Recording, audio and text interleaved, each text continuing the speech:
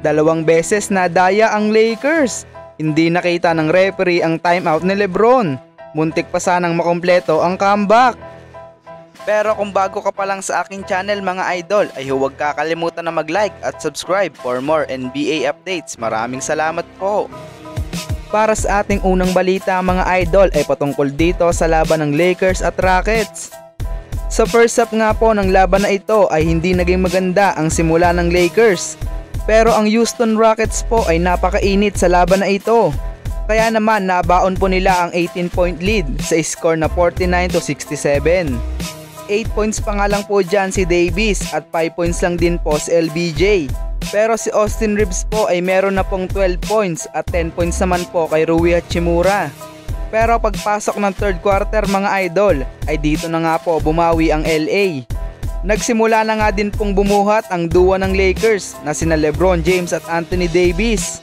Kaya naman po ay naibaba nila ang lamang ng Rockets sa single digit. Sa mga huling minuto po ng laban na ito mga idol ay naging controversial nga po. Dahil dito po sa play na ito ay sumenyas na po si LBJ ng timeout. Pero hindi nga po nakita ng referee at na-turnover pa po ni Christie ang bola. Dito naman po ulit sa sumunod na play ay nadaya po ulit ang Lakers. Tinawagan ng offensive foul si AD kahit halata naman po na nagflop lang si Holiday. Pasok pa naman po sana ang 3-point shot ni LBJ at baba po sana sa 1-point game ang laro. Kaya naman po ayan ang naging dahilan kung bakit natalo ang Lakers. May pag-asa pa po sana silang makumpleto ang comeback kundi lang po dahil sa mga maling tawag ng referee. Pagtapos po ng game ay sinabi ni Anthony Davis sa interview na ang last play nga daw po ay terrible call dahil si Holiday nga daw po ay hinawakan ang kanyang braso. Sabay biglang nag-flop kaya ito natumba.